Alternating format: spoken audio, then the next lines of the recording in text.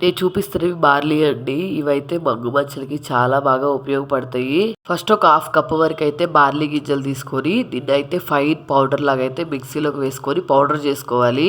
Powder లోకి water గానీ లేకపోతే రోజ్ వాటర్ గానీ కలుపుకొని రోజు రెగ్యులర్ గా రాసుకున్నాం అనుకోండి, మంగు మచ్చలు, హైలీ పిగ్మెంటేషన్ అలాగే మలాస్మా అంటారు కదా, ఇలాంటివి తగ్గటానికి అయితే మంచి సొల్యూషన్ అండి. ఈ బార్లీ గింజల్ని మనం వేడి తగ్గటానికి కూడా చాలా బాగా ఉపయోగిస్తాం కదా.